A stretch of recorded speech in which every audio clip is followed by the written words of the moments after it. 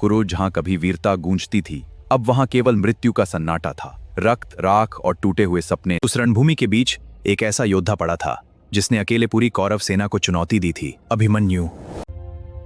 लेकिन अभी एक पिता इस सत्य से अनजान था। अर्जुन अभी युद्ध भूमि से लौट रहे थे। उन्हें नहीं पता था कि उनका पुत्र अब इस संसार में नहीं रहा। जैसे ही अर्जुन शिविर में पहुंचे, पूरा पांडव शिविर मौन हो गया। और फिर अर्जुन की नजर अपने पुत्र पर पड़ी। उस क्षण समय रुक गया। एक पिता का हृदय टूट चुका था, लेकिन उसी शोक की अग्नि में जन्म हुआ एक भयानक प्रतिशोध का दूत।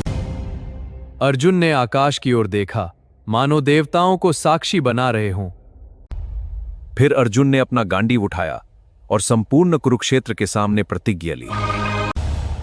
यदि कल सूर्यास्त से पहले जयद्रथ का वध नहीं हुआ तो अर्जुन स्वयं अग्नि में प्रवेश करेगा। अर्जुन की प्रतिज्ञा सुनकर पूरा कुरुक्षेत्र कांप उठा। जिस जयद्रथ ने अभिमन्यु को रोकने में भूमिका निभाई थी, अब वही मृत्यु से कांप रहा था।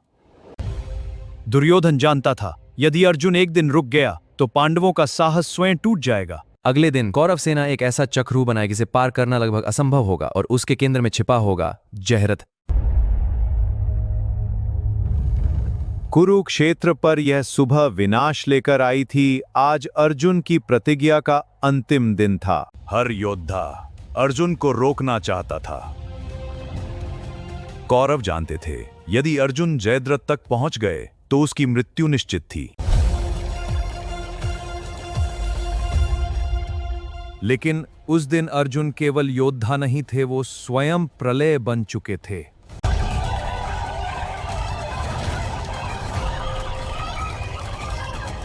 गांडीव से निकलता हर बाण एक सेना के बराबर पड़ रहा था। कुरुक्षेत्र अर्जुन के क्रोध से कांप उठा।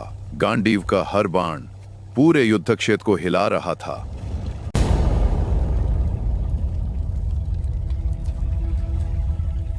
तभी दानवीर कर्ण ने मार्ग रोका। एक ओर था सूर्यपुत्र का गर्व और दूसरी ओर अर्जुन का प्रण। दो महायोद्धा एक दूसरे के सामने खड़े थे और पूरा कुरुक्षेत्र उनके टकराव से कांप उठा। कृष्ण जानते थे, समय ही सबसे बड़ा शत्रु था और युद्ध केवल शक्ति से नहीं जीता जाता। उस दिन अर्जुन की आंखों में केवल एक नाम था, जयद्रथ। सूर्य धीरे धीरे पश्चिम की ओर बढ़ रहा था और अर्जुन के पास समय कम पड़ रहा था। लेकिन कोई भी दीवार अर्जुन को रोक नहीं पा रही थी।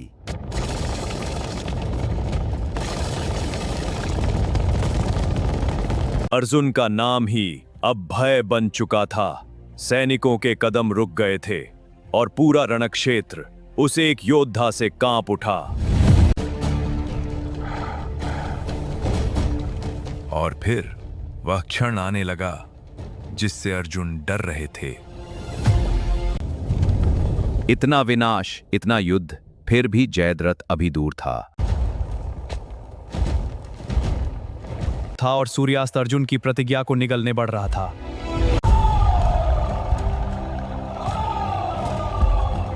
कौरवों को लगा अर्जुन हार चुके हैं, लेकिन कृष्ण अब भी मुस्कुरा रहे थे। जब पूरी पांडव सेना निराश हो चुकी थी, जब सूर्यास्त निकट था, तभी माधव मुस्कुराए। समय को बदलने के लिए कृष्ण ने अपनी दिव्य शक्ति का आह्वान किया और सुदर्शन चक्र प्रकट हुआ। सुदर्शन चक्र ने सूर्य को ढक लिया और पूरे कुरुक्षेत्र पर अंधकार छा गया। क्षण भर में महायुद्ध थम गया।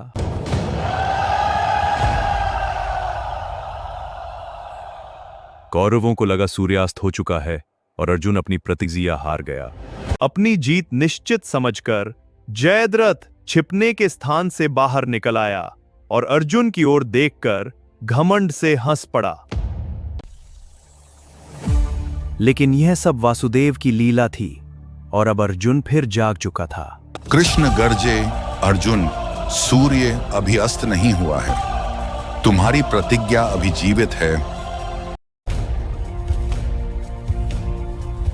सूर्यास्त निकट था, प्रतिज्ञा का अंतिम क्षण आ चुका था। तभी अर्जुन ने अपना गांडीव उठाया।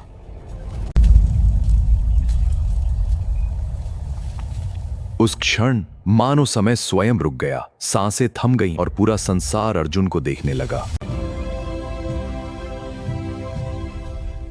और तभी अर्जुन ने छोड़ा एक ऐसा दिव्य बाण जिसकी शक्ति से देवता भी कांप उठे। वह बाण बिजली की गति से बढ़ा हर बाधा को चीरता हुआ और अगले ही पल मृत्यु जयद्रथ के सामने खड़ी थी। पूरा युद्ध थम चुका था और अर्जुन का बाण अब केवल एक अस्त्र नहीं, विनाश का निर्णय बन चुका था।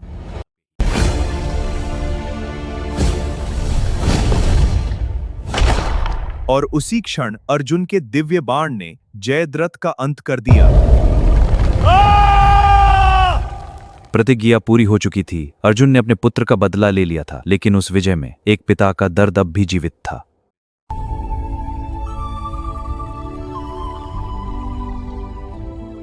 अभिमन्यु, तुम्हारा बदला लिया जा चुका है, अब तुम्हारी आत्मा को शांति मिल चुकी है। और उस दिन दुनिया ने देखा कि जब धर्म के साथ स्वयं कृष्ण हो तो अधर्म का अंत निश्चित है। जब कृष्ण सारथी हों तब असंभव भी संभव बन जाता है और धर्म की विजय निश्चित हो जाती है। धर्म की ऐसी ही अद्भुत कथाओं के लिए आध्यात्मिक सनातन को सब्सक्राइब करें।